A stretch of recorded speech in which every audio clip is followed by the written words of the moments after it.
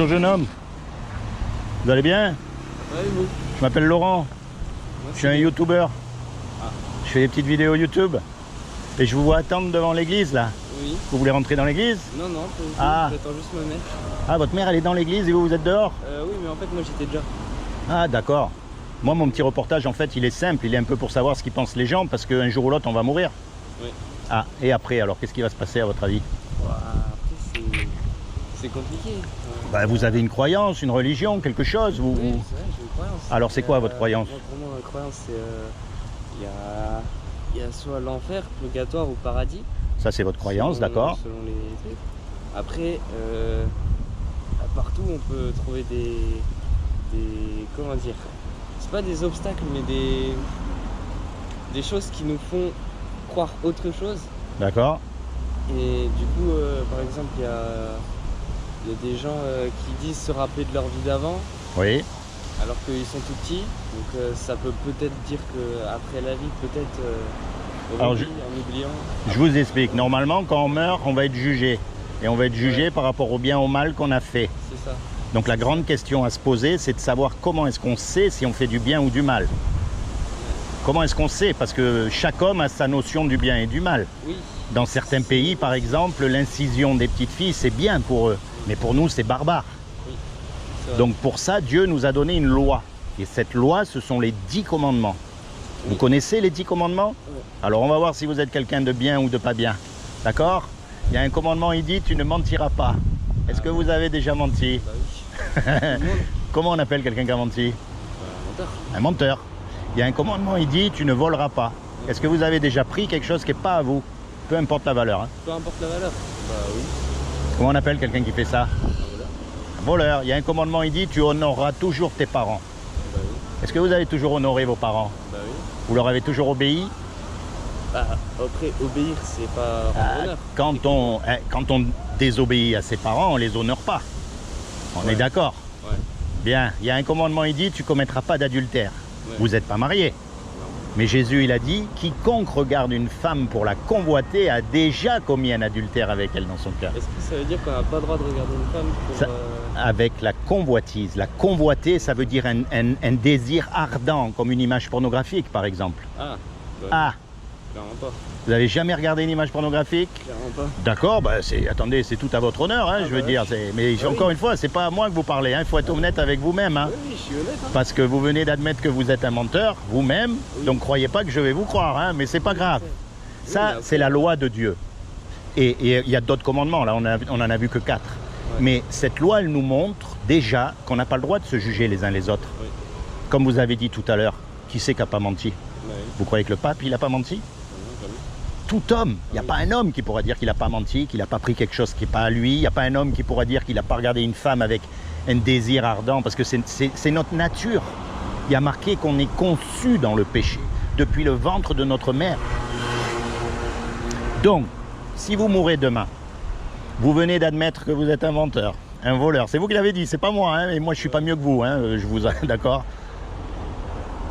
Si vous êtes jugé par rapport à cette loi, vous serez coupable ou innocent? Ça dépend.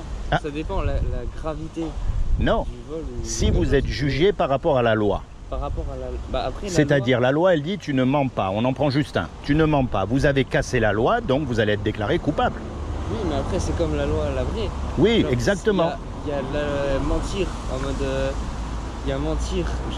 Vous allez dire mentir beaucoup ou mentir un petit peu. Ouais, voilà. Mais ça, c'est par rapport à la loi humaine. Oui. Vous croyez en Dieu. Oui. Imaginez l'intelligence que Dieu doit avoir pour avoir créé tout ça. Le papillon, le cerveau humain, le cœur, la vision, les sentiments aussi, les choses qu'on ne voit pas. Imaginez un peu l'intelligence que ça doit être, ce Dieu. Et Dieu nous a dit dans sa loi, tu ne mentiras pas. Il n'a pas dit un petit peu, il n'a pas dit tu ne mentiras pas beaucoup, il n'a pas dit tu pourras mentir pour faire du bien. Non, il a juste dit tu ne mentiras pas. C'est un équilibre. Donc nous, on a menti, et forcément, s'il nous juge par rapport à cette loi, on va être déclaré coupable. C'est logique. Oui. Et si on est déclaré coupable, il y a deux solutions. Enfer ou purgatoire. Soit on va au paradis, soit on va en enfer. Bah, purgatoire aussi. Le purgatoire n'est pas dans la Bible. Je vous encourage à lire la Bible et vous verrez. J'ai déjà vu, mais... Parce que le purgatoire, ça voudrait dire un petit peu qu'on peut acheter Dieu. Ça veut dire, ok, là j'ai fait beaucoup de bêtises, donc tu me donnes une deuxième chance. Lisez la Bible et vous verrez que dans la Bible, il y a deux solutions. Soit l'enfer, soit le paradis. Donc, Les prêtres. comme on a cassé la... Oui, mais les prêtres, ils peuvent dire ce qu'ils veulent, mais lisez la Bible. Vous savez, l'autorité du chrétien, c'est la Bible. Vous lisez la Bible. Vous commencez à mettre en pratique dans votre vie les petites choses que vous comprenez dans la Bible. Par exemple, ne mens pas. C'est facile. Pas besoin de faire 7 ans d'études théologiques pour savoir qu'il ne faut pas mentir. Et vous commencez comme ça, tout ce que vous comprenez dans la Bible, vous l'appliquez à votre vie. Et petit à petit, Dieu va vous donner de plus en plus de compréhension, avec les choses difficiles, on va dire, à lire dans la Bible. D'accord? Mais les prêtres, moi j'ai rien contre les prêtres, j'ai rien contre les imams, j'ai rien contre les religieux, c'est des hommes comme les autres. On est bien d'accord. Mais il y a quand même une façon de savoir que Dieu n'est pas religieux. Parce que la religion, c'est quoi? La religion, quelle qu'elle soit, ce sont des hommes qui se sont autoproclamés représentants de Dieu sur terre pour dominer sur les autres hommes. Quelles que soient les religions. Aujourd'hui, c'est l'islam. Avant, c'était le catholicisme. Si vous allez chez les bouddhistes, là-bas, c'est pas mieux. Ça, c'est la religion.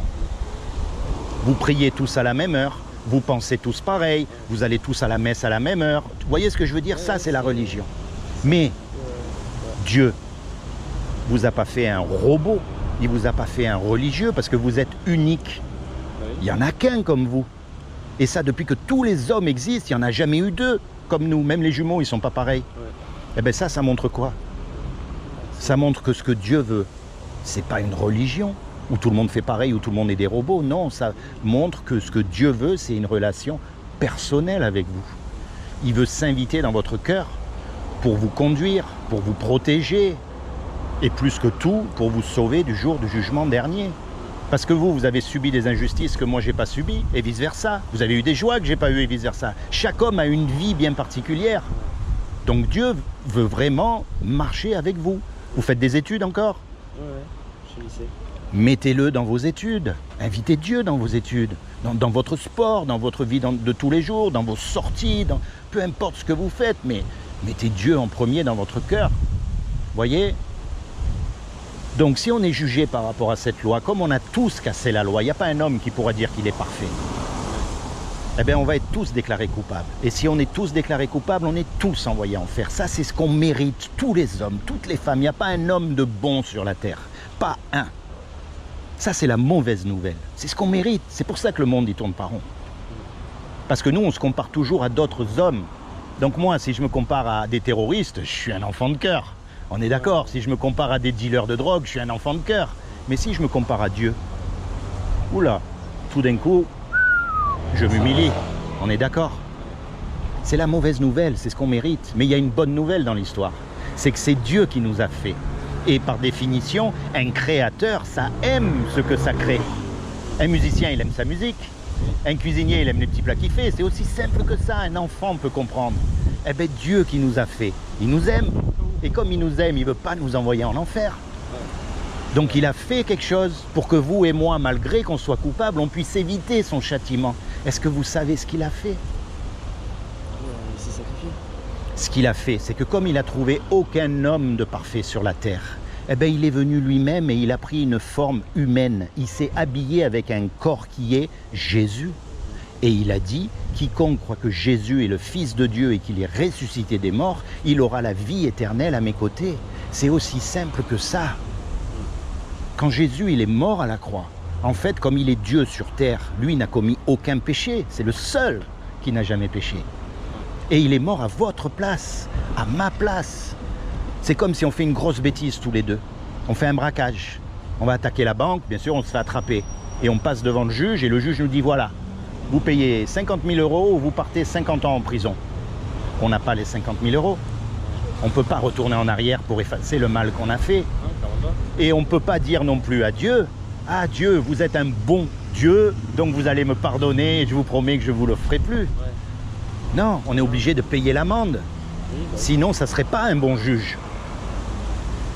Et bien, c'est ce que Jésus a fait pour nous à la croix. C'est-à-dire que nous qui ne le connaissions pas, il est venu et il a mis l'argent sur la table pour qu'on soit libre. Le juge, il est satisfait, l'amende, elle a été payée. Et nous, malgré qu'on est coupable, on peut avoir l'assurance qu'on est libéré de la condamnation. Donc dès aujourd'hui, vous pouvez avoir l'assurance que vous êtes sauvé. Il n'y a pas besoin de purgatoire. Il n'y a même pas besoin de faire de bonnes actions. Vous ne faites pas des bonnes actions pour être sauvé. Vous faites des bonnes actions parce que vous êtes sauvé. Vous voyez la différence? Parce que ce bonhomme là qui est venu vers vous. Bonjour. Bonjour madame, vous allez bien? Ça va et vous? Très bien, je m'appelle Laurent. Enchanté. Je suis un petit youtubeur et je prêche l'évangile partout où je vais. Donc comme j'ai vu que votre garçon il vous attendait à la porte de l'église, je me suis dit eh ben, on va peut-être lui faire un petit rappel, peut-être qu'il va rentrer. Vous voyez? Et là j'en étais à la conclusion. Vous voyez? Qu'un homme qui vous a rendu ce service, Jésus qui est mort à votre place à la croix, il vous a donné le paradis gratuitement et vous n'avez rien à faire, c'est gratuit ce qu'il a fait. Mais quand il va vous demander un service, vous allez lui rendre.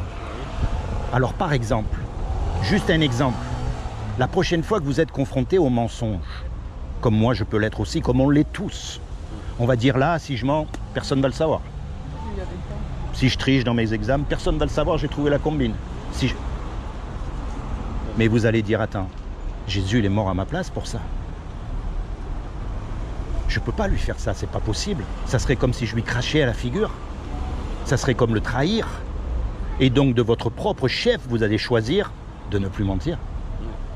Et si un jour le mensonge vous sort de la bouche, parce que ça peut arriver, des fois ça va tellement vite qu'après on regrette sincèrement, c'est vrai, ça peut arriver. Mais là, Dieu vous pardonne, c'est comme un petit garçon qui apprend à marcher. Il va tomber le petit garçon. Qu'est-ce qu'on fait? On l'écrase? Non, on le relève, même s'il tombe 10 fois. Mais il y a une différence entre tomber et se vautrer. Et c'est ça que demande Dieu, c'est ça la marche chrétienne. Il ne suffit pas de chanter Alléluia le dimanche matin et d'oublier le mardi qu'on a chanté Alléluia. C'est tous les jours de notre vie, on choisit de suivre Dieu, on choisit de ne pas mentir, on choisit de ne pas voler, on choisit de ne pas faire toutes ces choses, on choisit d'obéir à ses parents, même quand on préférait que les choses soient autrement. On choisit par rapport à notre conscience, par rapport à Dieu, et Dieu bénit. D'accord? Vous avez compris la différence? C'est comment votre prénom? Léon. Léon. Eh bien, soyez béni, Léon. D'accord? Je demande au Seigneur vraiment qu'il vous bénisse, qu'il vous accorde le désir de votre cœur, qu'il se révèle à vous dans votre cœur comme votre Sauveur et votre Seigneur, et plus que tout, qu'il vous permette de rentrer dans votre destinée éternelle. Parce que sache bien ça, jeune homme, il n'y a rien de plus important que ça. On y va tous. On y va tous à la mort. On ne peut pas l'éviter, c'est ce qu'on mérite. Il y a écrit dans la Bible que le salaire du péché, c'est la mort. Si on meurt, c'est à cause du péché. Et on part tous une main devant, une main derrière. Préparez-vous pour ce jour-là. Parce qu'après, ça ne s'arrête plus. Ici sur Terre, quelle que soit la galère où on est, qu'on soit en prison, qu'on soit dans la maladie, qu'on soit dans une guerre, le pire des choses, ça s'arrête puisqu'on meurt. Mais après, ça ne s'arrête plus. Alors moi, je vous encourage, plongez-vous dans la Bible, la parole de Dieu. Lisez, mettez en pratique les petites choses que vous avez comprises dans votre vie. Les choses compliquées viendront par après, ne vous inquiétez pas. D'accord? Tenez, en souvenir, je vais vous laisser un petit papier. Il y a juste un résumé de ce que je vous ai dit derrière. D'accord? Soyez bénis, et vous aussi, madame. Merci monsieur, vous aussi. Bonne continuation. Au revoir. Vous en voulez un aussi? Tenez. C'est bon, on habite sous le même toit. Hein, ah ben voilà. Ben, vous avez une Bible à la maison? Bon, on sort de l'église, je crois qu'on en a une, oui. Bon, oui, remarquez, c'est vrai. Commencez dans le livre de Jean. Parce que la Bible, c'est vrai, ça peut être un peu des fois compliqué quand on ne connaît pas. Oui. Commencez dans le livre de Jean. Pourquoi le livre de Jean? Ou de Luc, si vous voulez. Pour apprendre à connaître Jésus. Parce que c'est quand même l'essentiel. L'essentiel, c'est Jésus. Quand vous connaissez Jésus, quand vous l'avez dans votre cœur, quand vous l'avez comme un parachute, comme un avocat, mon ami, mais vous êtes sauvé. Vous êtes sauvés. Plus rien ne peut vous arrêter. D'accord? Soyez bénis tous les deux. Merci de m'avoir écouté. Au revoir.